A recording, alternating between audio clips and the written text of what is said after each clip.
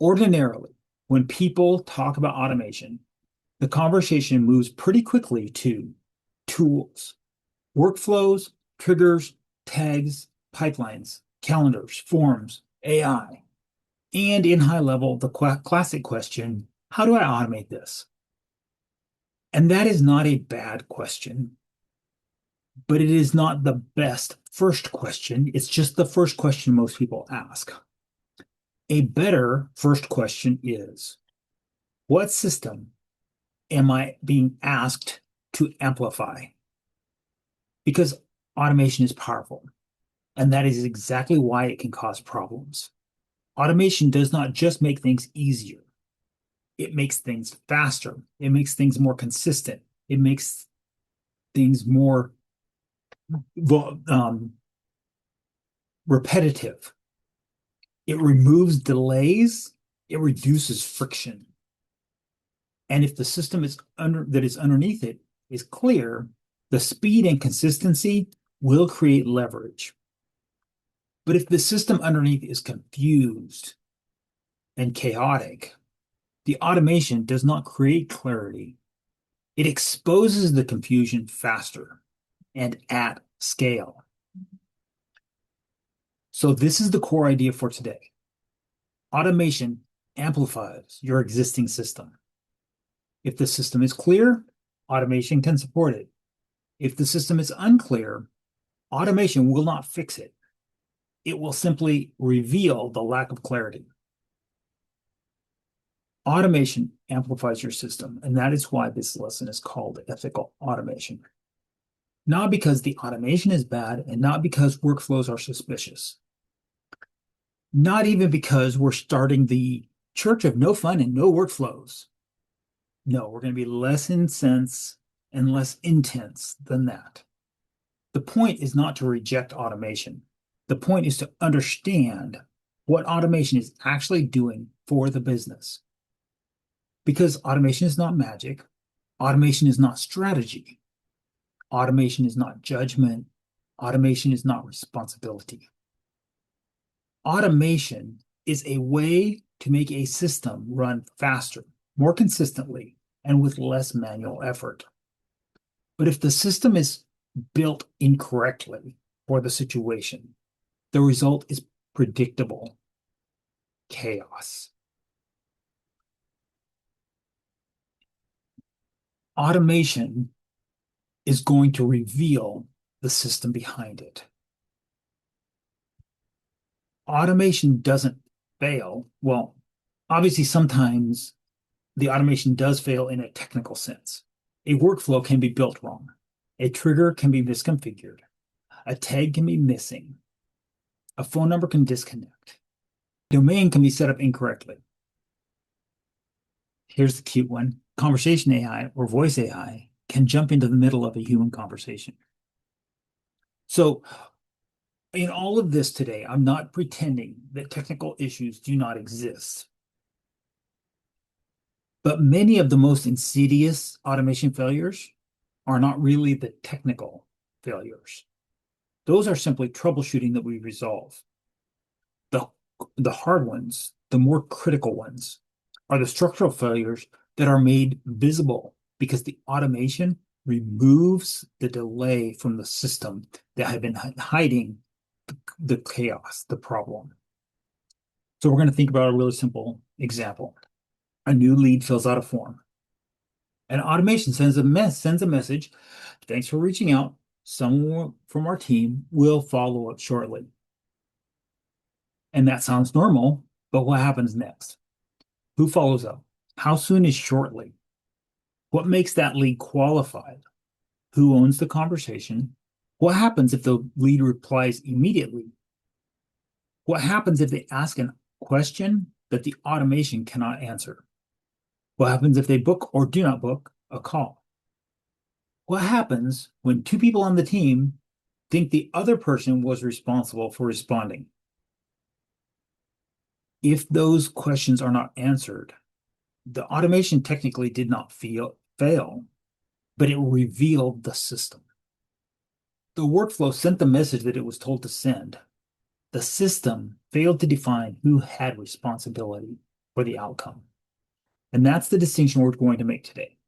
The workflow is not the totality of the whole system, the totality of the system. The workflow is only an extension of or an expression of the system. Automation may be doing exactly what it's told to do, and the problem is that the business did not decide what should happen around the context of the automation. So when someone says, my automation isn't working, we should be curious, is the automation technically broken, or is it simply accurately reflecting a confused or broken system? Because there are different problems, and those different problems require different solutions. So this is where we need to define system. Because in the high-level world, when people say system, they often mean the software, the operating system. They mean the CRM. They mean the funnels. They mean the workflows. They mean the pipelines. They mean the tool stack. And all of that is understandable. Those are the things that are visible. Those are the things that are buildable. And those things feel like the system. But for our purposes, we need a deeper definition, a foundational definition. Here you go. A system is the structure that determines how decisions, responsibilities, and outcomes connect inside a business. A system is the structure that determines how decisions, responsibilities, and outcomes connect inside the business. And that definition matters because it helps us avoid a very common mistake. Too often we look at the tool and we think we are looking at the system. But the tool is only the mechanism that is carrying the system, or possibly exposing the absence of a system. A calendar booking workflow is not the system. The system is who should book, who should not book. Why should the prospect book? What should happen before the call? What should happen after the call? What should the person know before they actually show up? Who follows up? Who has ownership if the person misses the call? Who decides whether the prospect is qualified? The automation can support all of those decisions, but it cannot make those decisions for a business that has not made them. Similarly, a nurture campaign is not the system. The system is, who are we nurturing? What relationship do they already have with the business? And this is what we're going to talk about in Savvy Sender with Terry Sonsoni, if enough of you are interested in having that conversation. Back to the question, what does the person need to understand next? What would be a helpful next step? When should we stop doing the nurturing? When should a human take over in the nurturing? Similarly, a pipeline is not a system. The system is what stages in the life cycle matter? Who owns each stage of the life cycle? What conditions moves a contact forward? Which portion of the pipeline should never be automated? What does qualified or lost or won mean? What does follow up later mean in practical terms? These questions, once they become clear, make the tools useful. When the questions are unclear, the answers are unclear, the tools just create noise. This is what I mean when I say automation amplifies your existing system. It does not create the system for you.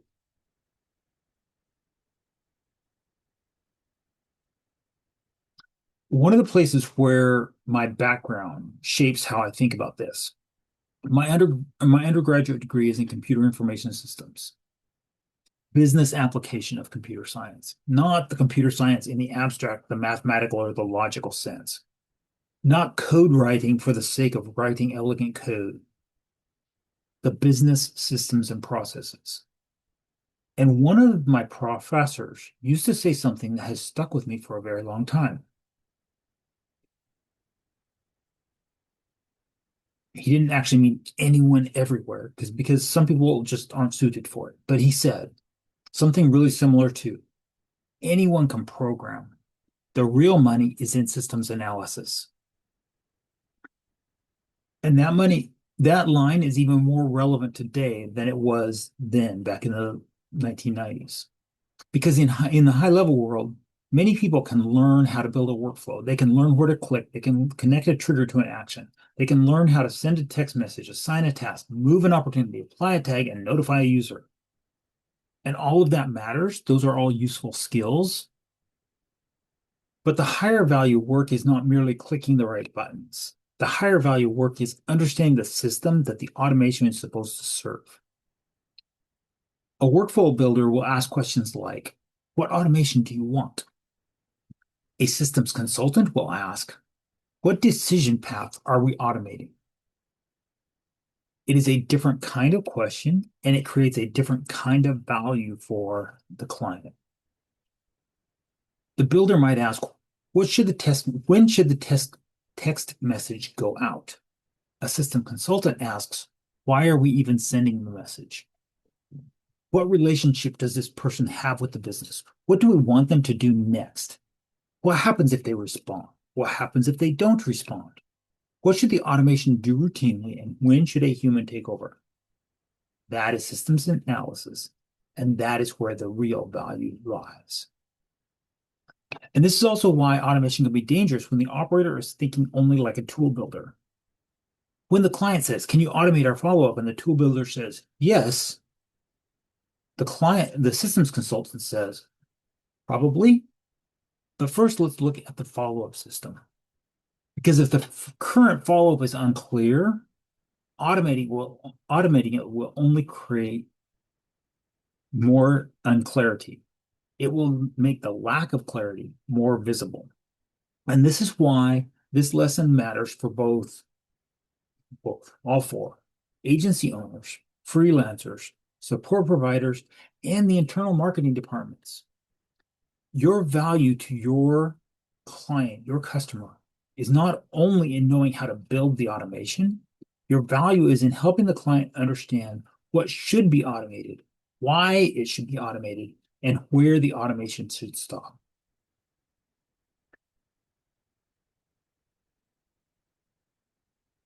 So let's contrast two examples. The same tool, the same automation capability, but different systems. In the clean system, the system is clear. A lead comes in, the business knows what kind of lead it is. There is a qualification rule. There is a response standard. There is a follow-up path. There is a person who has ownership responsibility. There is a defined handoff when a different outcome is the correct outcome. In that environment, automation can help. It can respond quickly. It can assign a lead. It can create a task. It can send a confirmation. It can notify the correct person.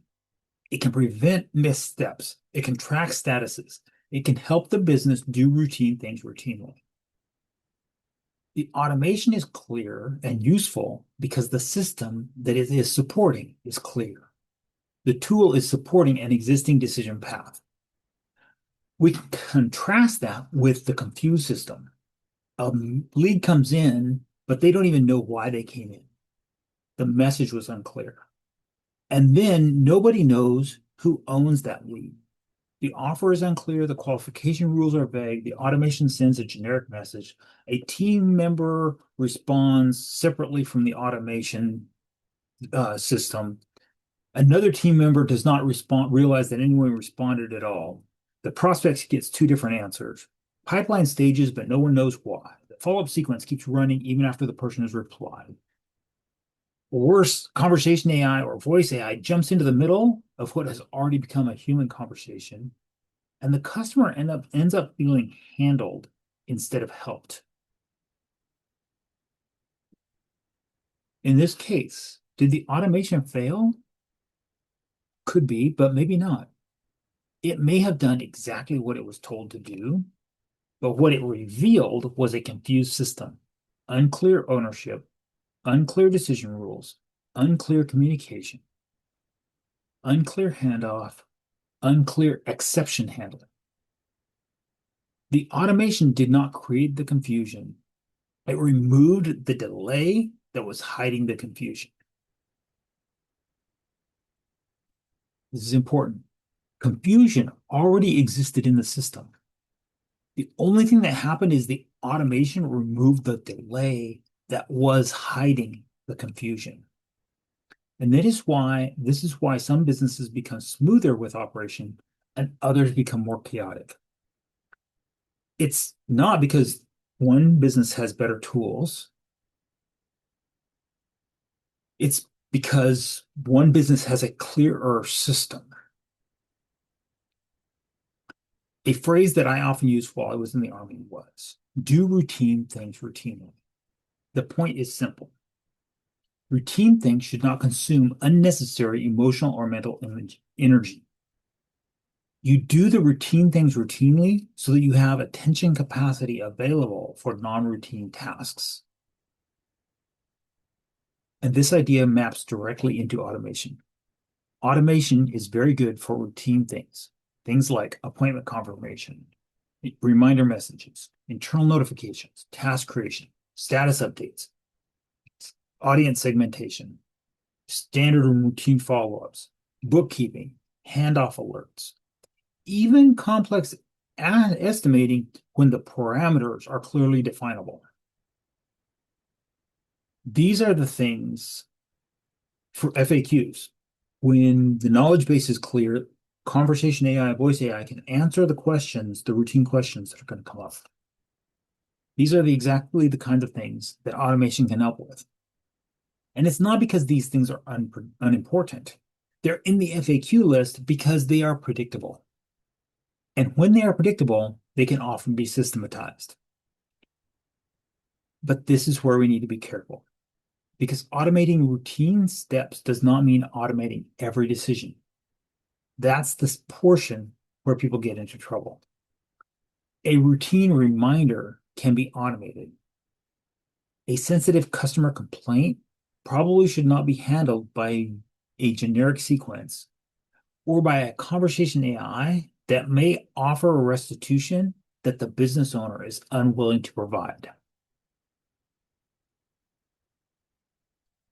If the system does not define who has authority to offer the refund, a discount, credit, exception, etc., the automation should not try to improvise that authority. A standard confirmation can be automated. A complex objection handling may require human judgment. Normal follow-up can be automated. A reply that signals confusion, frustration, urgency, or interest should usually create a transition to a human. So one of the principles of ethical automation is this: build transition points in the system from automation to a human interface. This is not a technical detail. It is a systems design principle. If the prospect replies with a real question that doesn't fit on the FAQ list, doesn't follow within the knowledge base, what happens? When a lead crosses a qualification threshold, who is notified? If the customer expresses frustration, does the sequence stop? If the case is unusual, where does it route? If the customer needs judgment, who provides it? And this is especially important with conversation AI and voice AI, because the more human the automation feels, the more important it is to the more human the automation feels to the customer, the more it is important for the business to define the AI's boundaries. What is it allowed to say? What is it allowed to promise? And when must it stop? When must it hand the conversation off to a person? I am not advocating a reason to avoid conversation AI or voice AI. As a solo operator, Those tools allow me to see the notifications coming in on my system and know that my business is being contacted, and I don't have to respond immediately. I can have this conversation with you. This is the reason to design the system responsibly. If the AI tool can answer a routine question, route the conversation, or help someone get to the next step, that can be very useful. But if this decision requires authority, judgment, or discretion, the system needs a transition to human point. Automation should not be a wall between the customer and the business. Automation should help routine things happen routinely so that people can pay attention to the moments that require human judgment. This is the business value. This is also the ethical line. The point of automation is not to remove humans from business operations. The point is to make routine things happen routinely so that humans have the attention and authority, capacity, and bandwidth to handle those things which are not routine.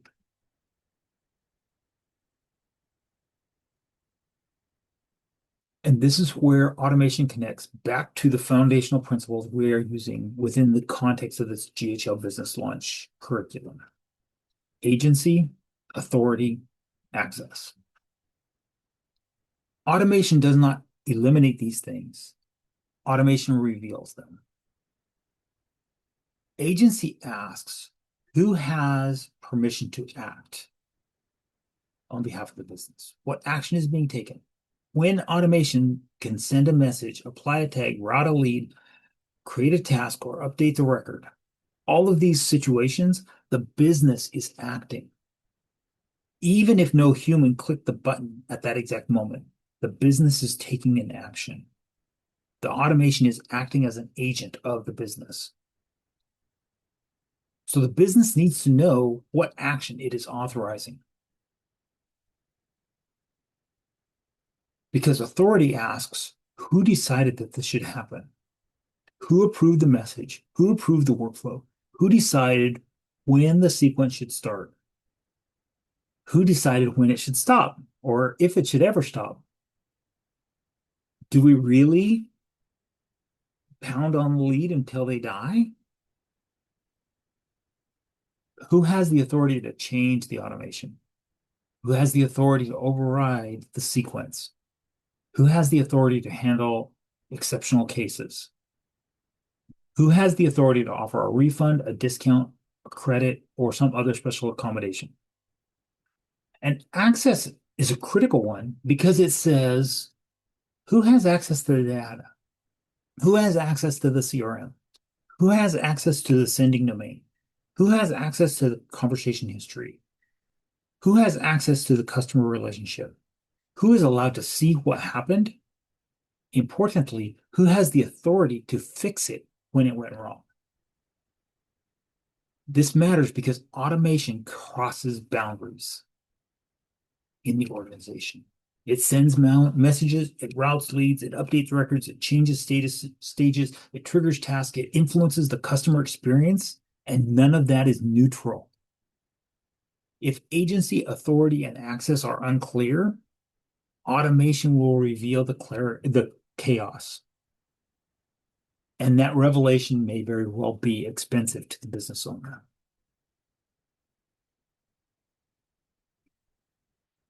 Automation does not remove responsibility.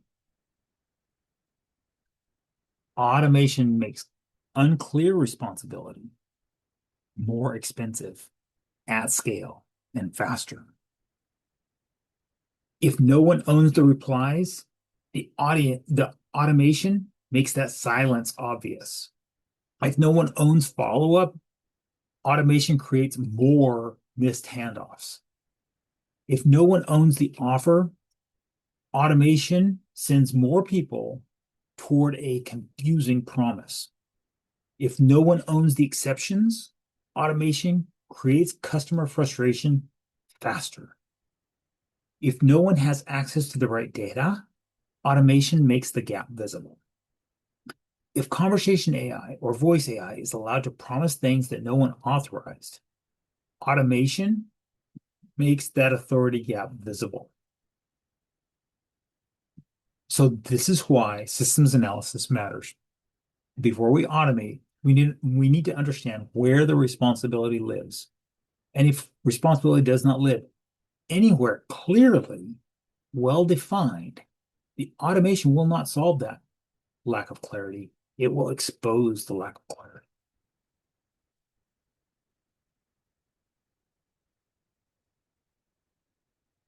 So let's make this practical. If you are building an automation for yourself, for your client, or for your organization, do not start with, what workflow do we need? Start with, what system are we asking the automation to amplify? So here are some examples of questions that a systems consultant might ask. What outcome is this system supposed to produce? Not what action, not what message, what outcome. Are we trying to book appointments, qualify leads, make a sale, reactivate old customers, which is what Savvy Sender will help us with, reduce no-shows, improve follow-up, protect the customer experience? Or how about this? What routine actions should happen routinely? This is where the automation belongs. What should happen every single time, or in the vast majority of cases? What should not depend on someone remembering? What should be consistent? Or what decisions must happen before the automation is allowed to begin? Who qualifies the leads? Who segments the leads? Who approves the leads? Who decides what message is appropriate? Who owns each step? Not in theory, in practice. Who owns the lead? Who owns the reply? Who owns the appointment? Who owns the handoff? Who owns the exceptional cases? Or who has the authority to approve the message or workflow? Because automation is sending messages on behalf of the business. This is not trivial. Someone needs to own the voice, the tone, the promise, and the timing. Who has the approval, the authority to approve the exceptions, refunds, discounts, credits, restitutions, priority handling, special accommodation? These cannot be left to automation unless the business has clearly defined the boundaries. Here's an important one.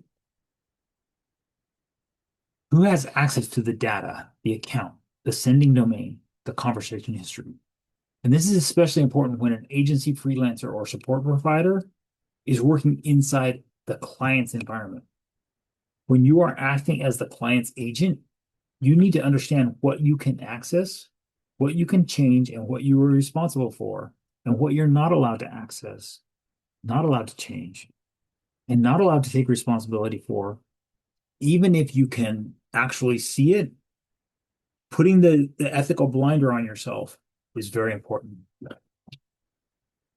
So what happens when a contact responds? This is one of the biggest gaps. A lot of the automation is built around sending.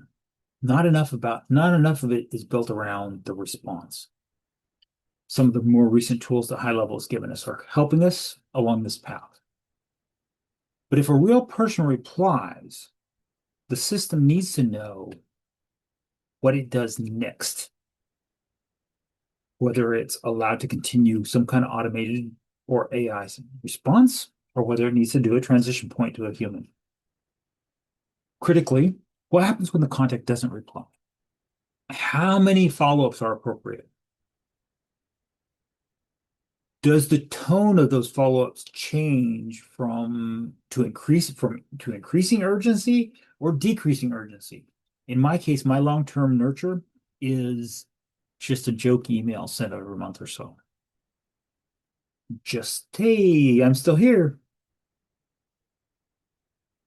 Because we're not running the church of no fun, no workflows. We're running the church of, hey, this is all good. This is just, no one's getting shot over this stuff.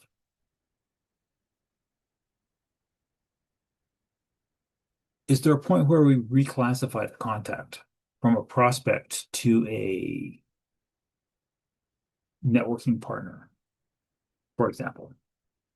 Or how about What happens when the situation is totally unusual? Because every system should have exception handling. And if the only path is the happy path, the system is not ready. Michael Pacheco, the designer of the snapshot documentation system, says he builds the worst case scenario path first, and then the what I just called the happy path. Worst case scenario first. This is what happens if I have to dump somebody off. Then I build what I want to happen. Most of us build it the other way around. Where should automation stop and a human take over? This may be the most important question, especially from an ethical perspective, because ethical automation is not about automating everything. It's about knowing what should be automated and what should remain uniquely human. And here's a rule of thumb. Would you use this message in a one-to-one conversation? If the answer is no, you should be cautious, because automation should not become a hiding place for behavior you would not use personally. From a systems management, systems analysis perspective, what result would tell us this system is working? What result would tell us the system is causing confusion? Because automation should be monitored. If it is creating missed handoffs, frustrated customers, weird replies, unclear ownership, unauthorized promises, all of those are indications that the system itself needs attention, not just the workflow, the underlying foundational system, which allows us to finally talk specifically about ethics directly. Because the point is not that automation is bad. Automation is incredibly powerful. And when we layer the AI functionality into that automation, we exponentially increase the power because we allow it to handle routine actions that are worded in non-routine ways and analyze and recognize that it is still within the parameters of a normal process, and therefore we're allowed to continue the automation versus the situation where it's worded in a way that indicates that it is an exceptional case and therefore it needs to be routed to a human for judgment, which is why we need to use the automation responsibly. Automation becomes ethically risky when it scales messages the business would not use in a one-to-one conversation. This is probably the simplest test. If you would not say it directly to a person, be careful about automating it. Because automation can be become ethically risky when it creates a false intimacy. Hey, I was just thinking about you when no one was actually thinking about them. Or I noticed you when all that actually happened was a tag was initiated, a tag was applied to an account because of a trigger. Automation becomes ethically risky when it hides responsibility. When the system sends messages, but no one owns the replies. When a campaign creates urgency, but no one is prepared to serve the customer. When the nurture sequence makes promises, but no one has the authority to fulfill those promises. When it becomes unethical, when conversation AI offers an accommodation that the business owner never approved. When voice AI continues a conversation deeper into the relationship when a human should have taken over. Automation becomes ethically risky when it replaces judgment when judgment should have been required. There are situations that need a human person. There are conversations that need context. There are customers who need exceptional care. There are exceptional cases that need the business owner's authority. Automation becomes ethically risky when it pressures people without a relationship context, when it creates urgency, scarcity, guilt, fake personalization. All of those can scale, and it doesn't mean they should be. Probably means they shouldn't be.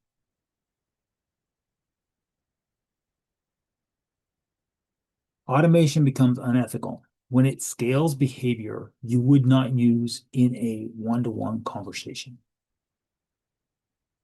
That's not a technical rule. It's just a responsibility rule of thumb. Because the problem is not the automation.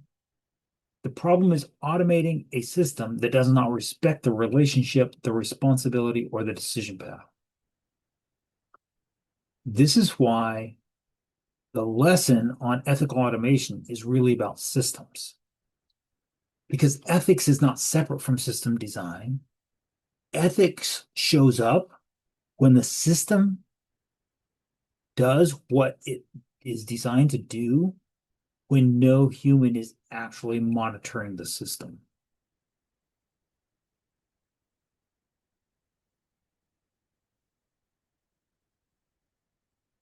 So we're going to bring this together. Automation is incredibly powerful, but automation does not create clarity. It does not create responsibility. It does not create trust. It does not create a business model. It is not a business model. It simply amplifies the system that was already present. If the system was clear, automation can create leverage. If the system was unclear, automation will expose the confusion faster. So before you start asking, how do I automate this? Ask, what system am I asking the automation to amplify? Before building the workflow, understand the decision path. Before sending the message, understand the relationship with the person. Before creating the trigger, understand the responsibility that's implied. Before scaling the action, understand the outcome you're trying to achieve. Because automation does not fail in isolation. It reveals the clarity of the system that is behind it. And if the system is wrong, the result is predictable chaos. Which is why ethical automation starts with systems analysis.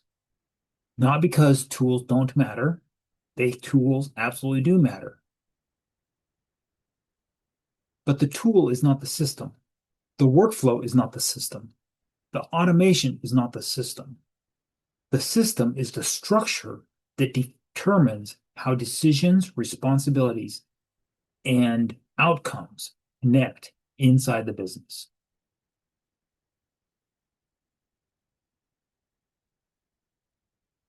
And when the system is clear,